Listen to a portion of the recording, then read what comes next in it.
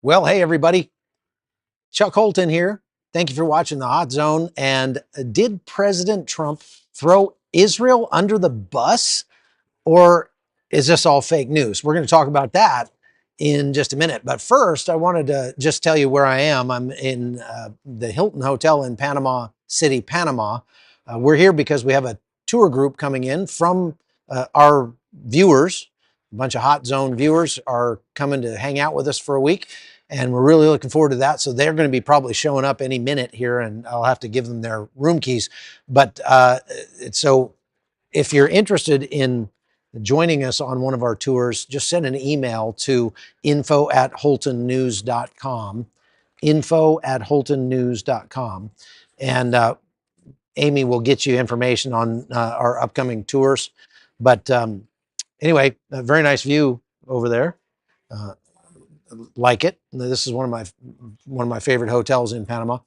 Uh, so let's talk about what's going on first. Before we get to talking about whether or not this New York Crimes article that came out that said that President Trump had waved off Israel from attacking Iran. Israel wanted to attack Iran and had plans to do so as early as next month. And according to this New York Times article, uh, the president waved them off and said, "No, we're not going to support you. You can't do that." And so we're going to talk about the president's response to that article and whether or not it was him that did it or what.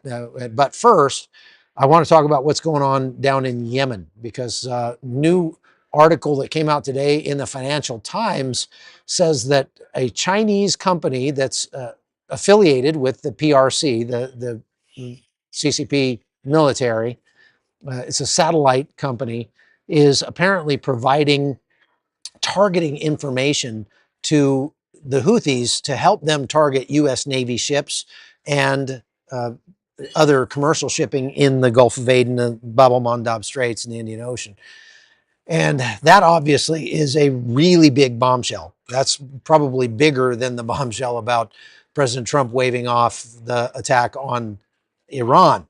The idea that China, because now China is saying, look, it's just a private company. We don't have anything to do with them. But everybody knows that any company in China is legally obligated to share all their information with the CCP, and they are obligated to obey any commands that they're given by the CCP in terms of espionage or anything like that. So the fact that a Chinese company is providing targeting information.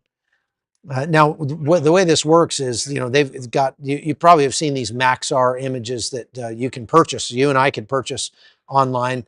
They're high resolution satellite photographs of pretty much any place on planet Earth. So if you're looking to buy a farm or build a house or something like that, you can pay to get a very close, like 1 meter resolution or better photograph taken of the area where you're looking at, and pretty much any place on Earth. Well, this Chinese company does business like that, but whether they're being paid for it or not, they are giving information about real-time locations of U.S. naval ships and other commercial ships in those areas to the Houthis so that the Houthis can attack them. That is treading very close to an act of war. Now, right now, the PRC or the CCP is not very happy, obviously, with the Trump administration because of these tariffs. And these tariffs are hurting China already, and they're going to hurt China a lot more. This is really going to be painful for China, and they know it. And so they are feeling pretty belligerent right now toward the United States. And so it may be that because of these tariffs, the Chinese company, I just want to go see if I remember the name of that here. It's called uh, Changguang Satellite Technology Company Limited, which is a commercial group tied to the People's Liberation Army. and is providing the Houthis with intelligence, according to U.S. officials. Now, we don't know if they're starting to do that simply because of these tariffs, and that's the reason why they're just angry and they're looking for a way to poke at the United States. But if it is, and even if it's not, this comes very close to an act of war by China.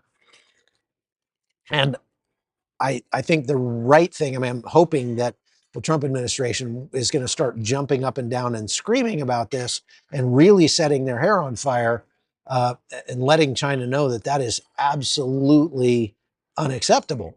And if they don't, then we're going to see more of this from China and Russia and North Korea and Iran and whatever. Okay. So, folks, we got over 1,000 people online. Tell me where you're coming in from, would you? I'd love to see where you're watching from. Like I said, we have a group of uh, hot zonians who are here in Panama coming down to spend a few days with us. And I'm really looking forward to meeting the ones that I haven't met already. Some of them came on previous tours to Armenia and or Israel. I'm sorry, Armenia and or Israel / Jordan. And when they, that just says something about the quality of our tours. I think is that we do a real fun tour. If you come on a tour with us, you're going to have a good time, and we got a lot of fun stuff planned for this week here in Panama. So thank you. Wow, Israel, Ohio, Connecticut, Colorado, Northern Virginia, Arkansas, Ohio, Mississippi, Romania. This is awesome. Love seeing that. Thank you very much for putting that. And if you have a question, folks, Mama Marissa, we're going to get you on one of these tours one of these days. We're going to figure out a way. If we have to do a GoFundMe for Mama Marissa to come on a tour, I think you and your family deserve it. You need a trip, get away, especially when it's wintertime up there and it's 75 degrees down here in Panama. So now, make sure you like and subscribe to the podcast as well while you're at it. All you have to do is just hit that thumbs up button.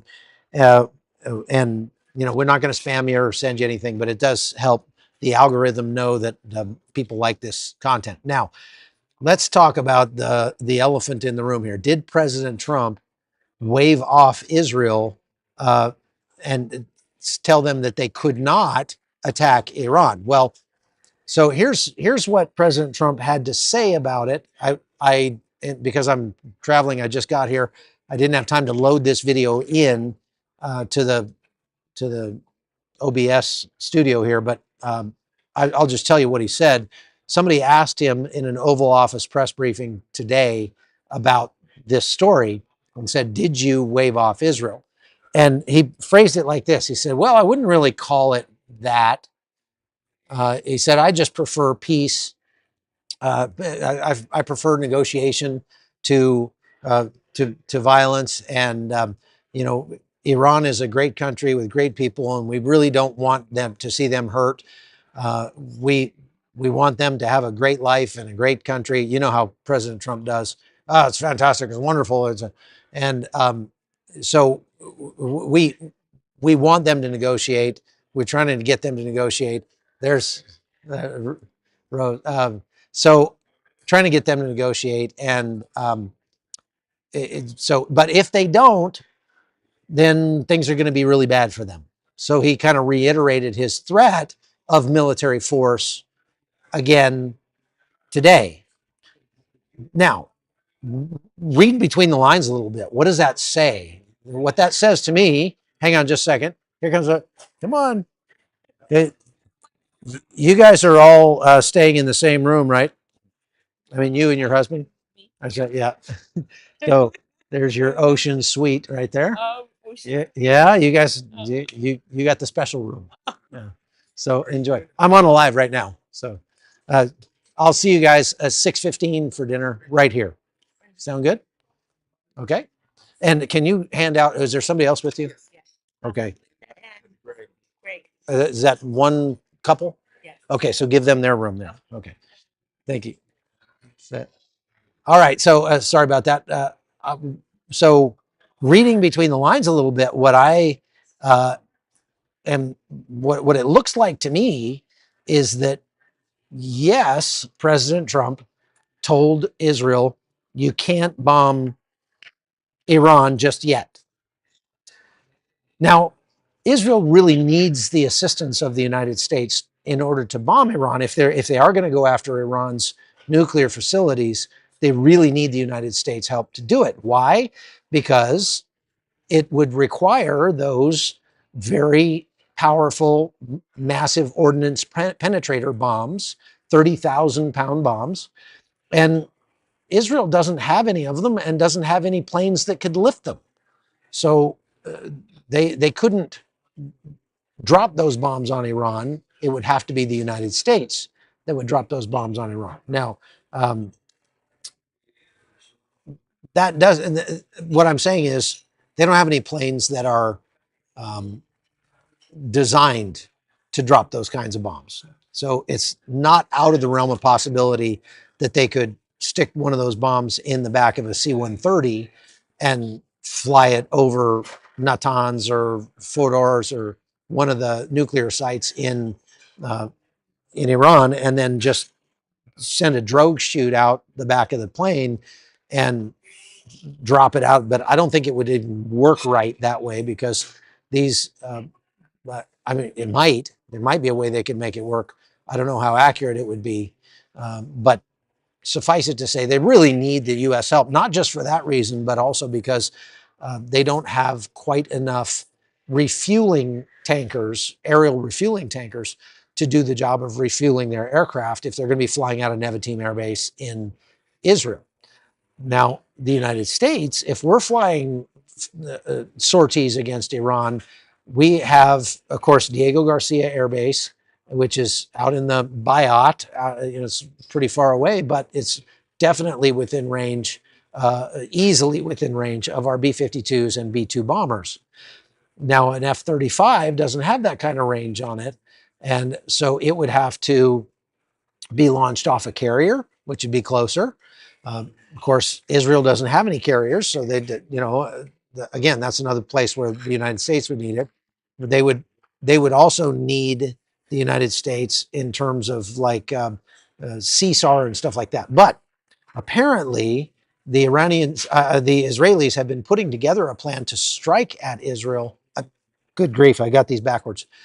The Israelis have been putting together a plan to strike at Iran, and they've even planned to put boots on the ground.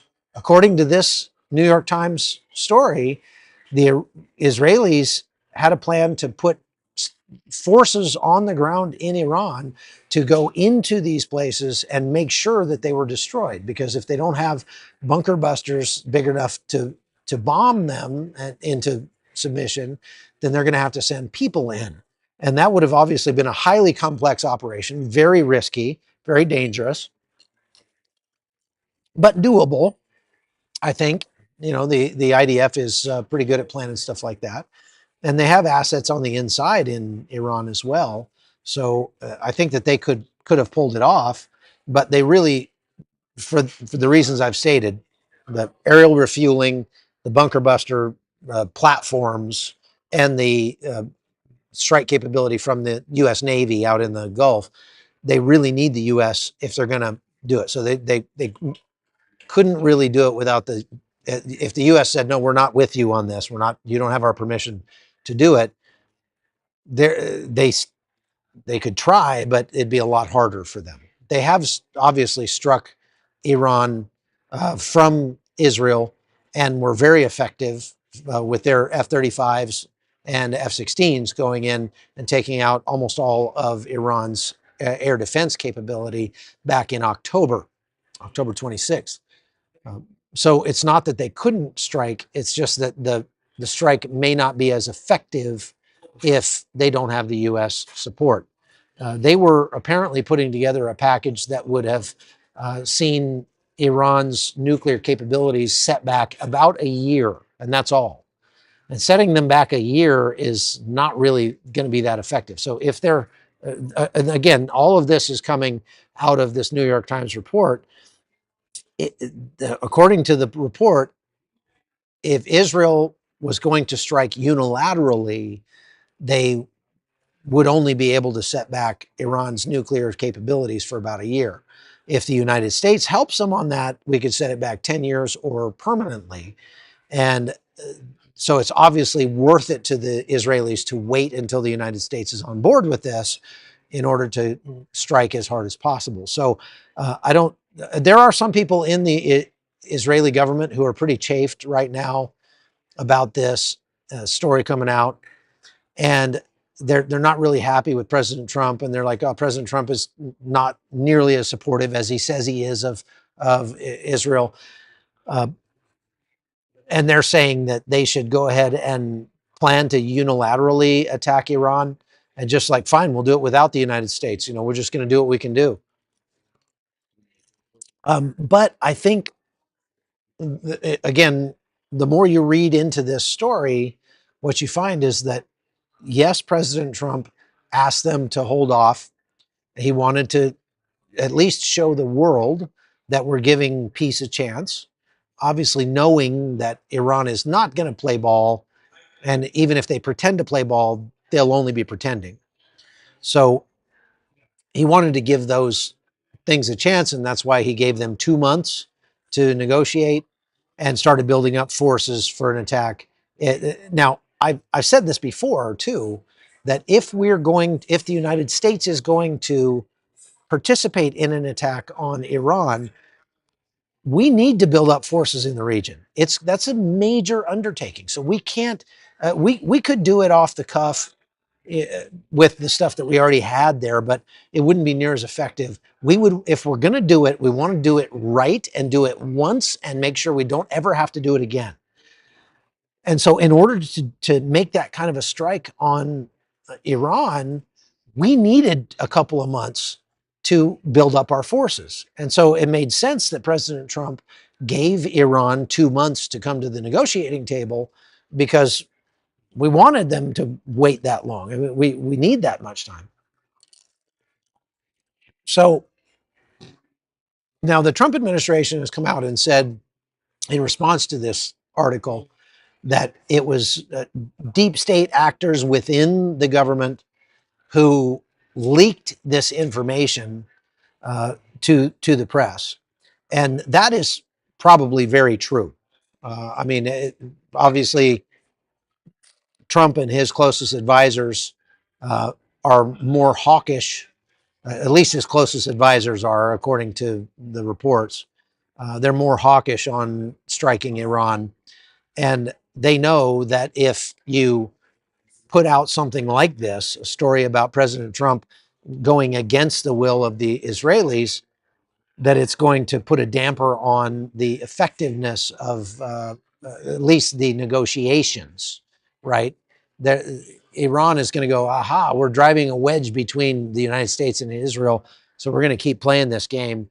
And it's going to make the negotiations that much less effective.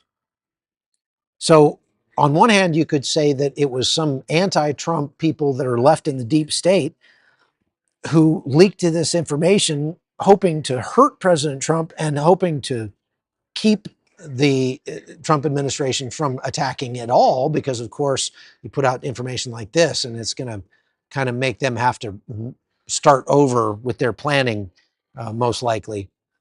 If they say, the strike was supposed to come in May,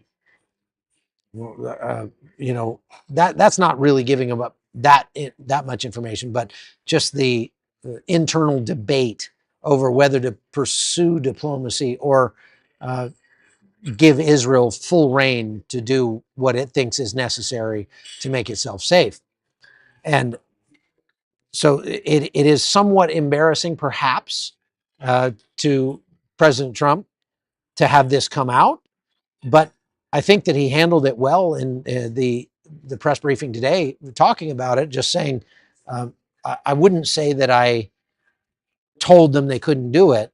I would just say that I prefer to give negotiations an opportunity. What he didn't say was anything about, oh, and we need a couple of months to build up our forces in the region. But that is certainly a factor. Okay. So all of that to say, um, I think that the report is true that President Trump did kind of turn off uh, that attack for now, but that doesn't necessarily mean that he turned it off for good, and it just means that he's trying to build a little more consensus, perhaps. So Ken Cooper says, "Remember Moab? Yeah, the Moab is a massive ordnance air burst, and they kind of nicknamed it the mother of all bombs. That's actually a fuel air explosive that explodes above ground and sucks all the air out of everything and destroys things that way. But it's not a bunker buster. The bunker buster is called the MOP, the Massive Ordnance Penetrator. It's a 30,000 pound bomb that's about 20 feet long and about 3.5 feet in diameter, with 30,000 pounds of explosive in it, with a very hardened, penetrating tip that can penetrate more than 200 feet of earth or 65 feet of reinforced concrete. Those could really make a mess of the nuclear sites in Iran. But this is going to be an ongoing thing. The article states that part of the reason why the Trump administration asked Israel to hold off for now on this attack is simply because they realize that there is a fair to middling chance of causing a wider regional conflict that will really escalate things in the Middle East. Personally, I don't think that's that much of a concern because if we take it to Iran in the way that they deserve, uh, they're not going to be capable of uh, doing a whole lot in retaliation because we will have just wiped out their capacity to do so. Now, that would be a pretty serious undertaking because there are more than 50 sites around Iran that would need to be struck, 50, and that is not all going to happen in one night. It's not going to happen in 2 nights. It's not going to happen in 2 weeks. In order to do it right and to collapse all those underground structures, there would have to be a cycle of bombing and bomb damage assessment, more bombing, more bomb damage assessment. Of course, Iran is not going to sit still for that, so they're going to call out their sizable armed forces. Now, what they're going to do with those armed forces is anybody's guess, because as long as we don't have troops on the ground in Iran, there's not really much that their armed forces can do. It's not expeditionary, so they can't put them in a ship and send them to Israel or something like that. And so those guys would just be making targets of themselves running around the country. But you're not going to accomplish this goal overnight, and that's why I think it's wise for the Trump administration to hold off while we build up forces and capacity in the region, to tell Israel, look, if we're going to do this, let's do it right. Let's don't go off half cocked and just set them back a year. Let's go off full cocked and set them back 10 years or more. And by doing that, we will ensure that we only have to do this once. So uh, that is, pretty serious undertaking, but it's something that is definitely doable without a doubt. All right, I want to move on here, and first I want to just see if there are any questions. Folks, make sure you go over to chuckholton.com. We're putting a ton of work into giving you a lot of extra content over there, and we're about to release my newest documentary over there, which will be released just for supporters, and not so. Um, you're going to definitely want to see that. And we can't release it on YouTube because it's got music in it, and YouTube has a hard time with music, even if we have the permits or royalty free uh, permission to use the music or anything. They still, it's really hard to put it on YouTube. Um, all right, so I don't see anything in all caps here, so uh, mostly just comments, looks like. I think we should give President Trump the benefit of the doubt. I think we are, Laura. I think we are giving President Trump the benefit of the doubt here in this regard. Okay, so let's move over to Gaza. In Gaza, it appears now that the IDF has retaken. Let's see, get over to. Oh, that's wrong page.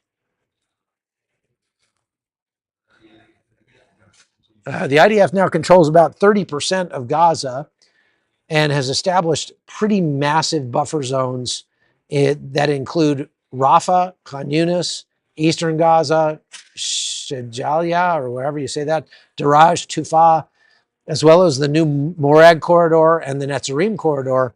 They have struck over 1,200 targets since March 18th, with over 40 senior Hamas officials being taken off the table and about 350 militants killed, according to the IDF. Uh, they have destroyed things like police stations. They've destroyed governance sites, weapon stockpiles, and tunnels. They are continuing with the humanitarian blockade in Gaza, and they, according to Defense Minister Katz, they say that they will not allow aid into Gaza until they get their hostages back. They also claim that there's no starvation happening in Gaza because they had 6 months worth of food when they started the blockade. And it's just that Hamas controls it and is not giving it out. So get this. I mean, understand, Hamas wants the Palestinians to be starving in Gaza right now. That is by design. It's not because there isn't food. It's just because Hamas wants to be able to put pressure on Israel through its proxies in the mainstream media and the UN. Really, the UN and mainstream media are essentially proxies of Hamas now. The AP, the Associated Press, is a proxy of Hamas. There's no two ways about that. All you have to do is go to the AP's website and look at the stories that they have posted about Israel. They're all pro-Hamas, all of them. And so Israel is just saying, we're done. We're done with that. And you can try to pressure us if you want, but we know better. We know there's plenty of food in Gaza. And so we're not going to allow any aid in right now. Israeli airstrikes also killed Hamas's smuggling chief. Funny, they have a guy whose job description is chief of smuggling. How do you get that job? Like, how do you study for that? That's interesting. And they demolished a Hamas training camp in. So at this point, virtually all of Hamas's battalions of fighters have been disbanded. The battalions themselves have been disbanded, but that doesn't mean that the fighters themselves are gone. There are still thousands of Hamas fighters in Gaza, and they're still a threat. And they have not been choosing to engage with the Israelis all that much since March 18th. And part of that is because their capacity is more limited now. It's very clear, though, that over the course of the ceasefire, while every week Hamas was holding these big rallies where they all came out in their uniforms and they all had their trucks and they all had their weapons, and everybody came out to watch them do a perp walk with the hostages that were being released and cause them to sign a little diploma or something, all this kind of garbage. As I said at the time, Israel was keeping very, very close watch on all of those Hamas guys and watching where they went after that celebration was over. And now all of the places where they went to take shelter are being bombed. And that's why they've been able to take out 40 commanders in the last few weeks. Here's something weird. 3 Israeli citizens briefly entered Gaza and then were returned back into Israel down in the south. Not sure what that's about. There are some protesters, Israeli citizens who are protesting that may, uh, decide that we're going to go into Gaza and we're going to show. I don't know what that was all about, but that's all. That's the whole story. 3 Israeli civilians briefly entered Gaza and were returned. So apparently, Hamas is really struggling financially right now. Uh, their shortages of cash are resulting in 50% salary cuts for senior members and no pay at all for rank and file. They're also that's because they made the majority of their money by taxing the aid that came in and the contraband that came in, and by stealing the aid and then selling it back to the people. And right now, they're not able to make as much as they were on that. And this just goes to show that the UN and other agencies that were sending aid to Gaza were directly supporting Hamas's efforts by sending that aid in. And so the aid blockade is something that should have happened a long time ago.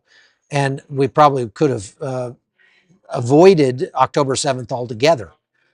And obviously, hindsight's 2020, but that's the way it goes. Uh, Israel has continued to do counterterrorism raids and targeted eliminations inside the West Bank areas, Judea and Samaria and the Hebron. They seized more M16 parts that were being smuggled across from Jordan the other day, and captured the guy that they captured actually was involved in a 2024 bombing that killed an Israeli soldier. So they got kind of a 2-for-1 by arresting that guy. They also have been continuing to demolish the homes of terrorists inside the West Bank areas. Up in Lebanon, Hezbollah, according to my report, uh, they had a Rodwan Force operative who was killed by an IDF drone strike, and casualties that in fighting across the border with Syria. So you got fighting between the Lebanese military and or Hezbollah and Syrian HTS forces continuing along the border. That's been going on for some time. Apparently, there are casualties on both sides of that. Uh, about 400. Get this. This is out of Israel Hayom, and it's frightening. This is another just like one of those breaking news that it should be front page of every newspaper, and it just doesn't get any coverage. It's just sort of like an afterthought in the coverage nowadays. And this is mind-boggling to me.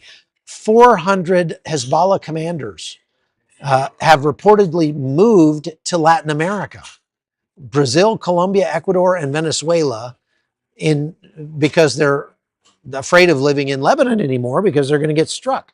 Now we know that there's a great connection between Venezuela and Lebanon. There are tens of thousands, maybe hundreds of thousands of Lebanese people of Lebanese descent living in Venezuela. So it's kind of a natural thing if a Hezbollah commander is going to flee Lebanon and try to go somewhere else, Venezuela would be a good place for him, uh, even though it's kind of a hellhole. If you're a Hezbollah commander, you could probably live pretty well in Venezuela. But the fact that they're moving to Colombia and Ecuador and Venezuela is very concerning for those of us that live in Latin America. Obviously, you don't want 400 Hezbollah anybody coming to Latin America, and the fact that they're coming here is a definite concern. No question about that. So in Yemen, over the last 24 hours, the U.S. reports 68 strikes, including bunker buster bombs against in Sana'a and Hodeidah. Over 500 strikes now since March 15th, targeting Houthi missile sites, naval capabilities, et cetera, et cetera. So the U.S. has continued, their strikes on the Houthis, and it continues to really not have much of an effect. The Houthis are still firing missiles at Israel on almost a daily basis. So Excuse me. So um, there is one of the three main bases that the United States has troops at in Syria. Apparently, the United States is beginning a full withdrawal. They call it the Kanoko base. It's in Deir ez-Zor, which is the kind of oil producing region of uh, uh, part of the oil producing region of Syria. I've been to those oil fields. I've been to that base, and it's mostly inhabited by hardcore pipe hitters, special ops guys, and Rangers and Green Berets and Navy SEALs and stuff like that. But it was there to sort of safeguard Syria's largest gas processing plant. Uh, and so this move is part of a broader drawdown in Syria. That, as I said, we reported yesterday that they're planning to uh, reduce troop levels in Syria by half. I'm not sure why. They didn't say why, but they just said they're reducing it by half. So that's something to keep our eyes on. And like I say, I plan to go to Syria in about 5 days. I'll be on my way to Syria. So I will report more on that as I get it. But again, while I'm in Syria, I'm probably not going to be able to do lives just from an operational security standpoint.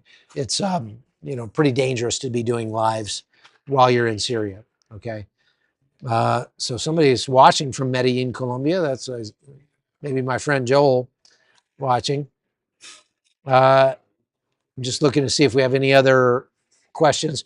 Folks, what do you make of Pete Hegseth's subordinates being fired, 3 of them being fired? Well, apparently they got accused of leaking information to the press, and so they should have been fired. It's one of the things that Pete Hegseth said when he took over as Secretary of Defense, is that they are not going to put up with this steady drip of leaks coming out of the Pentagon, which we've seen over the last 4 years.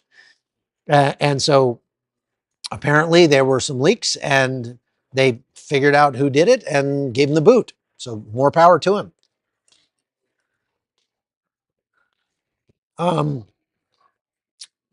Again, folks, make sure you hit the like button. It really does help. And if you want, go to chuckholton.com and sign up over there for a lot of extra content. I'm going to just keep mentioning that. I don't trust the world, but I do trust in Yahweh. Okay. Just looking for any other questions. Okay, here's a question. Do you think do you think America and Trump looks weak since he said Hamas has to give back all the hostages before he took office? Don't they think he bluffs at this point? That's a very good question, VT, and I think the answer is yes. I mean, the very fact you have to ask that question shows that many people in the world are, in some sense at least, questioning America's resolve.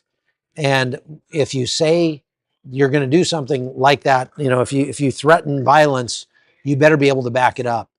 And of course, President Trump talks big and then often accepts something that's much less.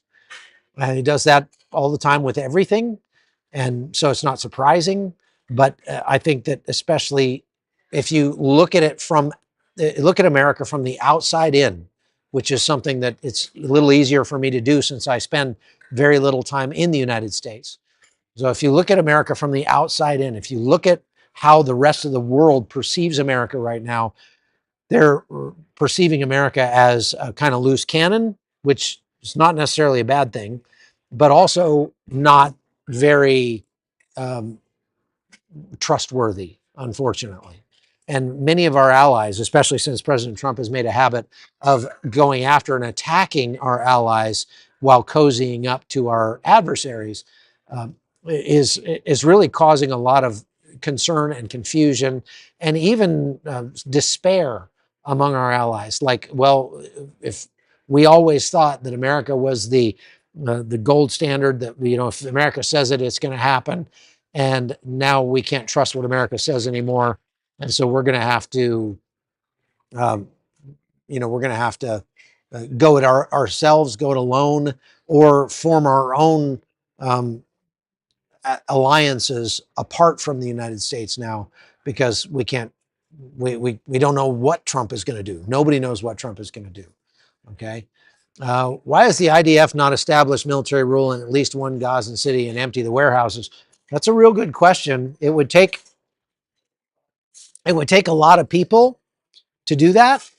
And Israel has got the people, and they're willing to send the people. I think I think they are certainly planning to do that now, and that's what they're saying, is that at this point our strategy has changed. We're not going to go in and clear clear an area and then leave that area and let the you know let the Gazans come back in and reestablish themselves.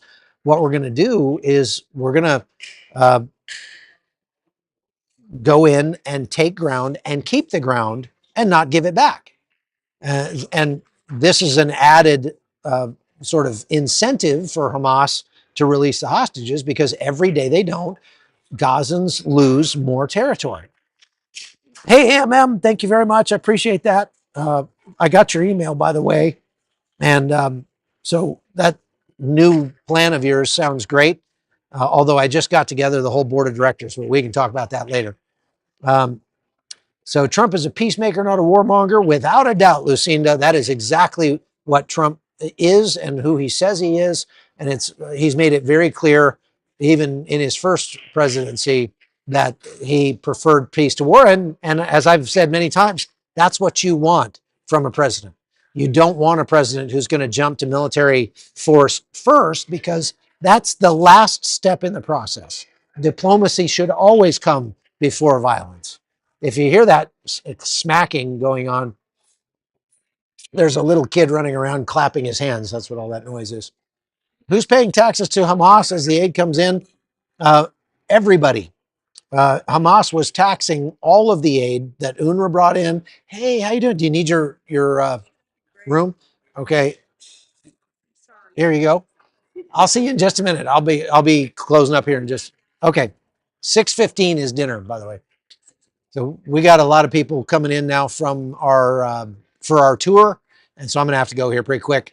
But it's the UNRWA and the UN, when they brought aid in, they would actually pay taxes to the Hamas government for that aid, and it was something you had to do if you're going to bring aid in. Hamas needs their cut, and everybody else who was shipping anything in via the Egyptian border was having to pay taxes. And they said that Hamas was making something like $40 million a month on those taxes.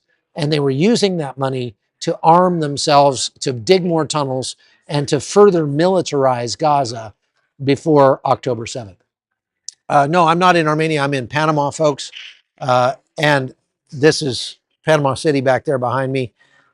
We have a tour coming to Panama that they're just starting to show up now. So I'm going to go ahead and finish up and get going.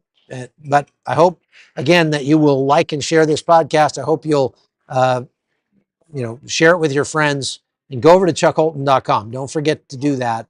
And because we're going to be releasing our new documentary from Armenia here in just a couple days. So God bless you all, and thank you for watching.